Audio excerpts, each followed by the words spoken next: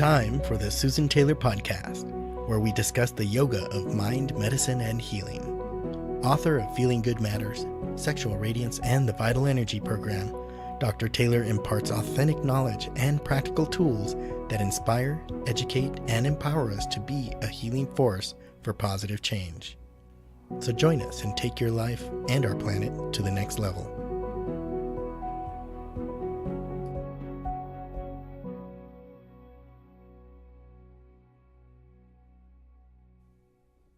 Hello and welcome to Podcast 65, What is Stress All About? We all know that stress is the most harmful among all the factors contributing to poor health and early death.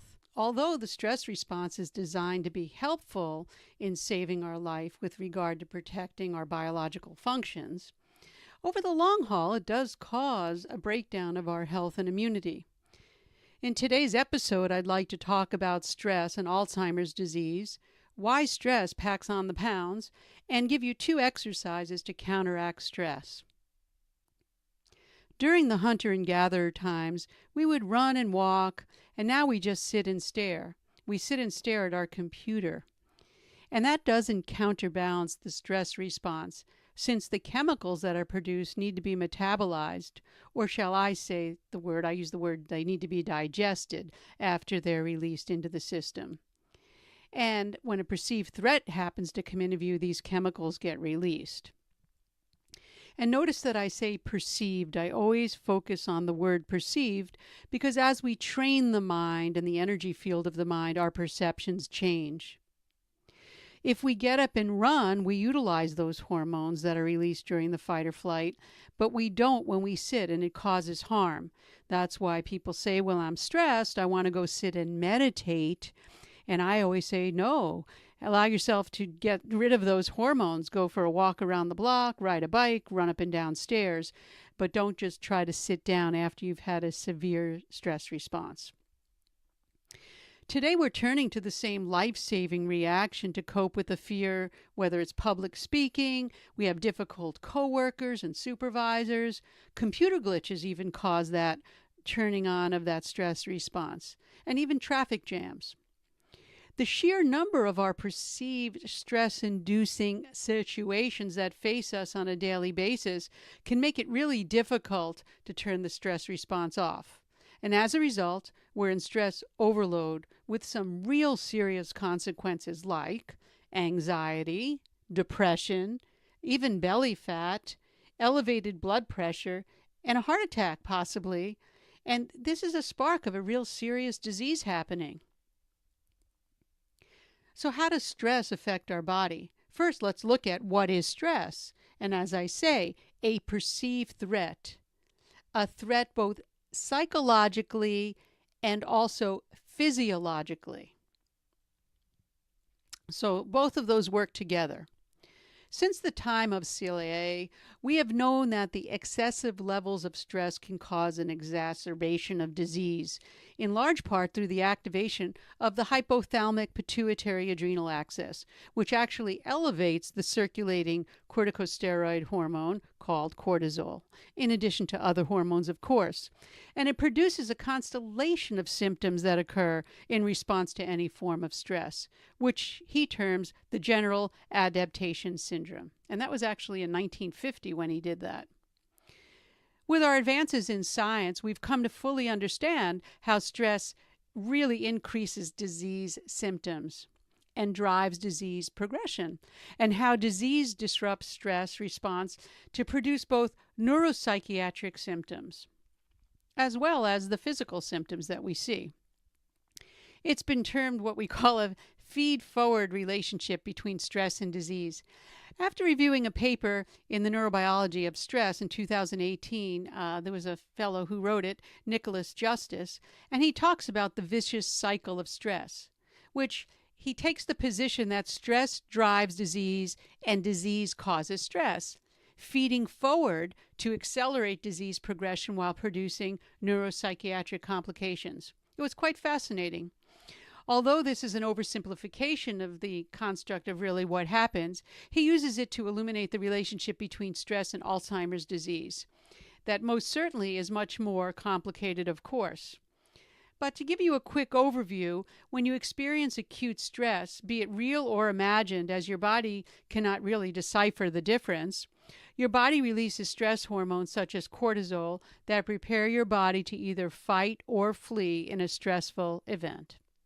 Your heart rate increases, your lungs take in more oxygen, your blood flow increases, and parts of your immune system become temporarily suppressed, which actually reduces the inflammation response to pathogens and other foreign invaders, because they'll come in because our mind field is totally disrupted at this point. When stress becomes chronic, our immune system even becomes increasingly desensitized to the cortisol. That cortisol, remember, that was the hormone that's actually released during the response. So it gets desensitized. And since inflammation is partly regulated by this hormone, this decreased sensitivity actually heightens the inflammatory response and allows inflammation to get out of control. And then inflammation, in turn, is the hallmark of most diseases, from diabetes to heart disease and even cancer, as well as psychological diseases. Elevated cortisol levels also affect our memory, causing a gradual loss of synapses in our prefrontal cortex. And that's all documented. And as I mentioned from Nicholas's paper, stress may even trigger the onset of dementia. There was a study done with nearly 3 out of 4 people who had Alzheimer's disease. They were patients.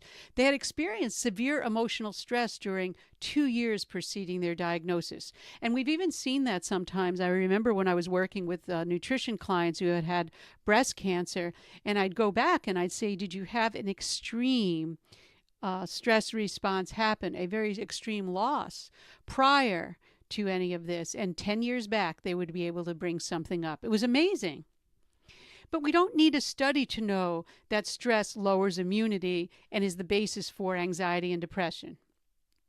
The premise is stress works both to create disease, not necessarily causing, let's say, Alzheimer's disease, as we're talking on that, or, any kind of cognitive or dementia issues. But like any disease, it causes immune changes and challenges also. But being in the disease state, it also adds to stress. So when you have the disease, your body is feeling the stress of the disease, but stress also can cause the disease. So you can see that it's a vicious cycle. And we can see that with anxiety. Stress causes anxiety, and when anxious, we get depressed, or not depressed necessarily, but we get stressed. Why does stress pack on the pounds? People have explained to me before, well, I have a lot of weight in my midsection, and it's because I'm stressed. Well, weight gain or difficulty losing weight in general is a common problem associated with stress. And what's worse, stress-induced weight gain typically involves an increase in our belly fat, which is most dangerous fat for our body to accumulate there, since it increases our risk for cardiovascular disease. At least that's what research is telling us. Stress alters the way fat is deposited because of the specific hormones and other chemicals our body produces when we're stressed. For example, there was research that showed that chronic stress stimulates our body to produce beta-trophin. Beta-trophin is a protein that blocks the enzyme that breaks down body fat. So you could read more about that if you just want to Google stress and body fat. Some say that developing resilience may lessen the impact of stress. Clearly, stress is our reaction to a perceived threat, and it seems to be more prevalent in modern day. We know that. So it's really important to understand how to deal with it, and that will determine whether it will translate into health problems later on. When we think about being resilient, we can say that the more resilient we are, the quicker we can pull back that stress reaction and not allow it to get into our cells on a very deep level. The scientific term for this resilience I'm talking about is the ability of our body to rapidly return to normal, both physically and emotionally, after a stressful event. So we really should say our ability of our body, but our mind to really get off of that emotionally charged event and bring ourselves back to home base. And some people are naturally more resilient than others. And researchers have they've pondered this for a long time, like why? I teach the concept of resilience with a little bit of an added twist because if we meditate, we change our perceptions. So as we meditate and we work with breath and work with really working with the energy field of the mind, our perceptions change because we don't view everything as a threat anymore. So what a perceived threat was today is not a perceived threat after we learn to really meditate. When we learn to meditate, we have a consistent practice. We actually learn to pay more attention to what's going on inside and not on the outside. We learn to respond and not react. We're able to step back and remain calm, consciously aware of living in the moment. And that's really what it's all about. Just managing breath is a start without meditation, and we can become conscious of ourself and not self-conscious anymore. We improve our internal communication with our body and our mind, and we can do that with just spending a few minutes each day with breath awareness, meaning focusing on our inhalation and exhalation. When we quietly pay attention to inhaling and exhaling without reacting, we begin to discover our own natural rhythm. And practiced over time, this exercise teaches us that by changing our breath, we can become less anxious, less attached to a reaction or even a current situation. It actually has been shown to improve reactions in what is perceived as a stressful situation. As you've heard me say, the key to mastering your health is working with breath. In fact, the way you breathe determines if you're balanced or you're off balance or in a non-resilient state. Breath work may reduce stress and help you discover greater resilience. Keep that in mind, especially, as I say, if you make diaphragmatic breathing your default breath. And I go over all of this for those that are new to this in our meditation master course that we have online. But there's other ways you can learn how to breathe. Of course, you can go to a class and learn how to breathe. So let me give you some exercises for those that want to get something out of this to counteract breathing-induced stress. Besides making you more aware of your physical and internal state, breathing practice can help you counteract breath-induced stress. And I've said that over and over again. If you're chronically stressed and have poor posture in addition to that, you're likely apt to be breathing high in your chest, and this kind of breathing can actually trigger the stress response and keep you locked in to that whole response.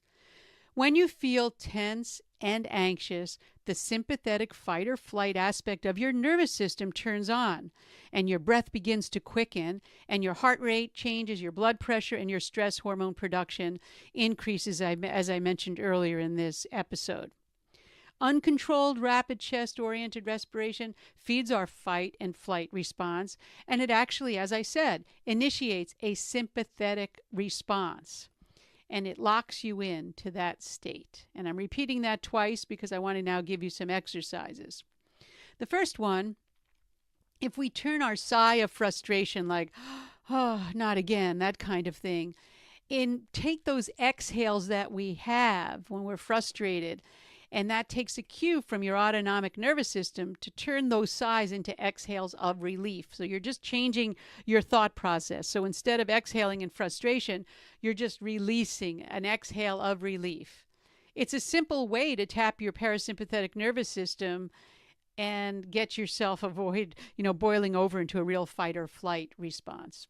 And for this exercise, I would tell you, inhale through your nose for a count of 3 to 5, and exhale. When you exhale, you're ridding your body and mind of tension and fatigue for a count of at least, I like it twice as much, but even 7 or longer if you can do that.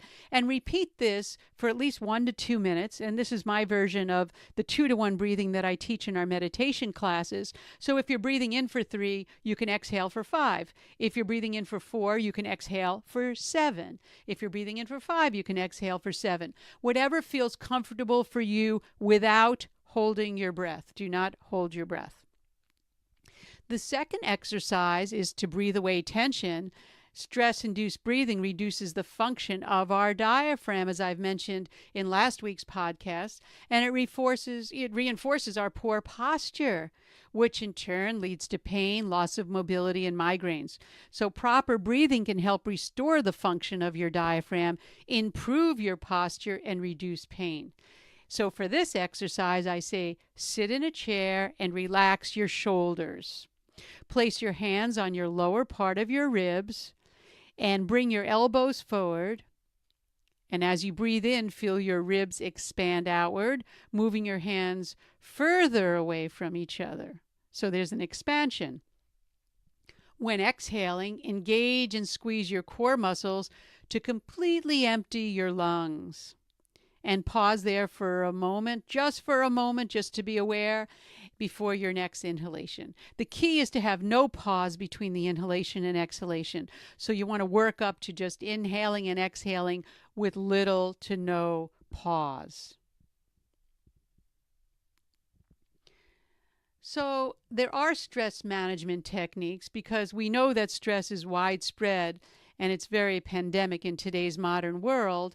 And we're all suffering from it on some level, especially if we're planted in front of a computer all day. And there are many different stress reduction techniques. The key is to find out what works best for you and stick to a daily stress reduction program.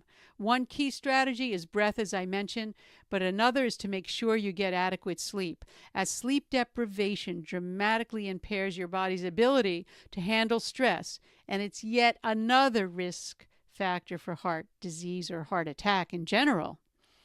In addition, you have regular physical activity helps, meditation training, social connectedness actually helps. Instead of getting on our iPhone or whatever kind of phone and texting, pick up a phone and say hello to someone, or in fact, go meet them and go for a walk. Spend time in nature.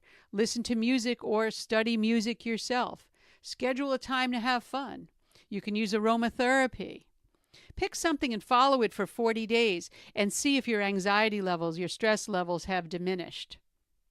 Do your research and find what suits your needs best.